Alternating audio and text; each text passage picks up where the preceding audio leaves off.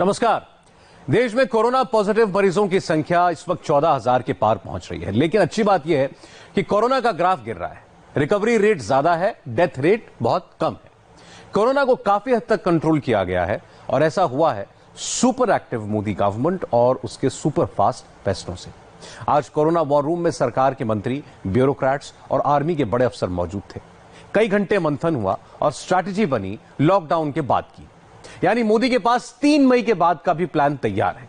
अस्पताल, beds, ventilators, doctors, corona virus से लड़ने के लिए सब पूरी तरह तैयार है।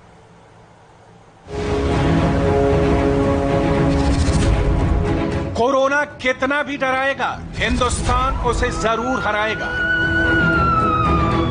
ये कोई डायलॉग नहीं है, मोदी सरकार की स्ट्रेटजी है जो इस बात का भरोसा दिला रही है कि कोरोना के दिन जल्द लगने वाले हैं। क्योंकि भारत में कोरोना की कुंडली का प्रेजेंट और फ्यूचर सब पता चल गया है।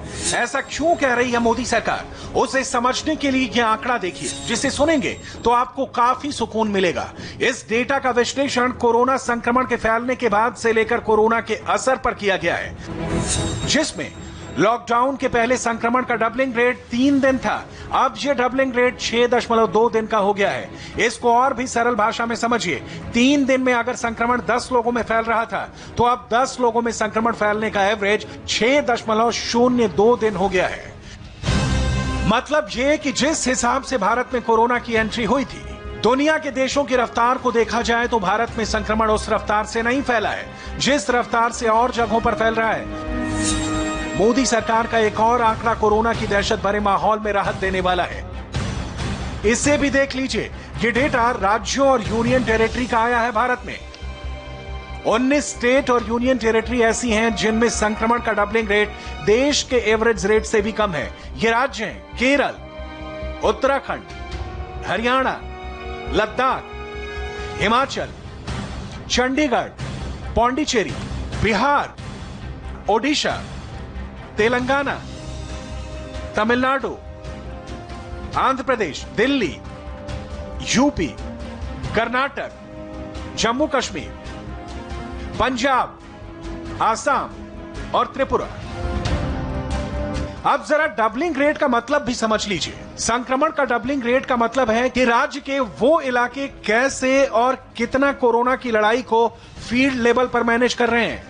भारत सरकार की आगे की चुनौती डबलिंग रेट और कम करना है। यह डेटा क्लियर बता रहा है कि कोरोना को लेकर भारत सरकार की स्ट्रेटेजी अब तक सही तरीके से चल रही है। सरकार कोरोना संक्रमण को लेकर कई तरीकों से विश्लेषण कर रही है। सरकार ने संक्रमण के ग्रोथ रेट का भी डेटा जारी किया है। इसे देखिए, तब पता चलेगा कि कोरोना की तैयारियों पर सरकार का रिजल्ट कितना पॉजिटिव आया है। संक्रमण के ग्रोथ रेट में नए केस और पिछले केस के बीच तुलना की गई, जिसमें 1 अप्रैल 1.2 ग्रोथ फैक्टर, 2 हफ्ते पहले 15 मार्च 2.1 ग्रोथ फैक्टर एवरेज था। 40% ग्रोथ रेट की कमी आई है। यह डेटा तब आया है जब सैंपल और टेस्ट की रफ्तार तेजी से बढ़ी है। सरकार अपनी तैयारियों को लेकर ऐसे ही कॉन्फिडेंस में नहीं है। इस डेटा को देखिए, फिर आगे बताएंगे कि सरकार की कोरोना पर फ्यूचर प्लानिंग क्या है। कोरोना की रिकवर और डेथ रिपोर्ट का एनालिसिस किया गया। 80% रिकवरी, 20% मौत। तो ये दूसरे देशों से अगर कंपेयर करें तो शायद हम कुछ बेहतर कर रहे हैं और हमें इसे और बेहतर करने की हमें एफर्ट करना है कि हम अपना ट्रीटमेंट और केयर फर्दर इंप्रूव करते रहें ताकि हम इस रेशियो में फर्दर इंप्रूवमेंट ला सकें। कोरोना को लेकर भारत सरकार की ये डेटा विश्वास तो जगा रहे हैं, लेकिन एक सच्चाई ये भी है कि कोरोना पर अब तक पूरी तरह से ब्रेक नहीं लग पाया है। कोरोना की जंग कैसे जीतेगा भारत? कैसे कोरोना पर लगेगा फुल स्टॉप? प्रधानमंत्री की निगरानी में स्वास्थ्य मंत्रालय रोड मैप तैयार कर रहा है। इसी सिलसिले में लॉकडाउन और लॉकडाउन के बाद आगे की रणनीति पर निर्माण भवन में मंत्रियों के समूह GOM की बैठक हुई, जिसकी अध्यक्षता केंद्रीय स्वास्थ्य मंत्री हर्षवर्धन ने की। इस मीटिंग में केंद्रीय विदेश मंत्री S जयशंकर, स्वास्थ्य राज्य मंत्री अश्विनी चौबे, गृह राज्य मंत्री नित्यानंद राय, केंद्रीय शहरी विकास मंत्री हरदीप सिंह, रसायन और उर्वरक राज्य मंत्री मनसुख मांडविया, पहली बार चीफ ऑफ डिफेंस स्टाफ बने जनरल बिपिन रावत मौजूद थे। इस मीटिंग में कोविड-19 को आगे लेकर एक्शन प्लान क्या होगा, उस पर रणनीति बनाई गई। हर मंत्रालय को अपने अपने स्तर पर तैयार रहने को कहा गया। राज्यों, जिलों और अस्पतालों को हर स्थिति में तैयार रहने के निर्देश दिए गए और यह भी भरोसा दिया कि भारत सरकार की कोरोना से निपटने की तैयारी पूरी पुख्ता है। सरकार की क्या है तैयारियां, उसे देखिए। 5 lakh rapid antibody test kit उन राज्यों में बांटी गई जहां हाई रिस्क जोन और ज्यादा केस की संभावना जताई जा रही है। इसी सिलसिले में मोदी की रैपिड एंटीबॉडी टेस्ट किट राज्यों में प्लेन से पहुंचाई जा रही है। गुजरात में 25,000 रैपिड एंटीबॉडी टेस्ट किट की खेप हवाई जहाज से भेजी गई। इसके अलावा 10,000 किट महाराष्ट्र से रोड के जरिए साउथ गुजरात पहुंचाई जाएगी। केंद्र सरकार की तरफ से आंध्र प्रदेश को 1 लाख रैपिड टेस्ट किट मिला है। पहला टेस्ट मुख्यमंत्री वाईएस जगनमोहन रेड्डी का किया गया, जिनकी टेस्ट रिपोर्ट नेगेटिव आई। सरकार के पास कोरोना को लेकर अगला प्लान भी तैयार है। डायग्नोसिस, वैक्सीन, हॉस्पिटल के जरूरी सामान बनाने, अच्छी सेहत सुनिश्चित करने के लिए 4 संस्थाएं युद्ध स्तर पर काम में जुटी हैं, जिसमें council for scientific and industrial research, department of biotechnology, department of science and technology, department of atomic energy. ये चारों संस्थाएं न्यू रैपिड और एक्यूरेट डायग्नोसिस किट बना रहे हैं, जो कि अपना रिजल्ट 30 मिनट में दे सकेंगे। इस पर भी रणनीति बनाने की तैयारी की जा रही है ताकि लिमिटेड टेस्ट होते हुए भी ज्यादा से ज्यादा लोगों को कवर किया जा सके और कैपेसिटी बढ़ाई जाए।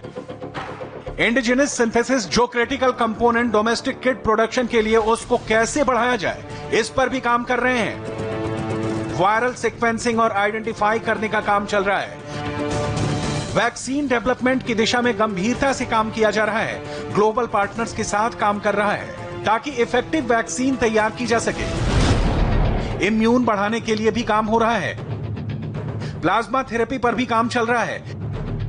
इफेक्टिव ड्रग्स पर काम हो रहा है। 3 मई तक लॉकडाउन 2.0 की लास्ट डेट है। तब तक हालात जो भी होंगे, सरकार उसके लिए रेडी है। तैयारी पक्की है। 10 लाख किट हर महीने बनाई जा सके। मई में rapid antibody detection kit 10 lakh तक बना देंगे। वेंटिलेटर 6,000 पर मंथ की क्रिएट की गई। 1919 कोविड-19 हॉस्पिटल बनाए जा चुके हैं। 1,73,000 आइसोलेशन बेड, 21,800 आईसीयू बेड तैयार किए जा चुके हैं। अब सवाल है कि हिंदुस्तान कोरोना को लेकर इतना अलर्ट क्यों है? कोई भी चूक नहीं करना चाहता भारत, क्योंकि भारत जान चुका है कि इटली, फ्रांस, स्पेन, अमेरिका ने जो कोरोना को लेकर लापरवाहियां की, जिसकी वजह से कोरोना ने कहर बरपा दिया। अमेरिका चीन से आने जाने पर पाबंदी देर से लगाई, वक्त रहते लॉकडाउन का निर्णय नहीं लिया। संदिग्धों की बड़े पैमाने पर जांच नहीं की गई। चीन ने शुरुआती लक्षणों को गंभीरता से नहीं लिया, कोरोना को लेकर जानकारियां छिपाता रहा। लॉकडाउन जैसे निर्णय में काफी देर कर दी। इटली वुहान कनेक्शन के बाद भी नहीं संभला। एयरपोर्ट पर स्क्रीनिंग नहीं की जा रही थी, ना ही कोई ट्रैवल एडवाइजरी जारी की गई। इस तरीके से डायग्नोस्टिक्स हो, थेरेप्यूटिक्स हो या वैक्सीन हो, इसमें नेसेसरी एफर्ट पर वॉर फुटिंग से मॉनिटर किया जा रहा है। हर तरीके से एफर्ट चल रहा है कि अगर केसेस आए, देश हर तरीके से उससे निपटने के लिए तैयार रहे। इसी के तहत हर स्टेट में, हर डिस्ट्रिक्ट में एफर्ट चल रहे हैं। इन तमाम गलतियों से भारत ने सबक लेते हुए कोरोना को लेकर अपनी रणनीति तैयार की, जिसका नतीजा ये है कि आज भारत कोरोना की रफ्तार को कुछ हद तक रोकने में कामयाब रहा है।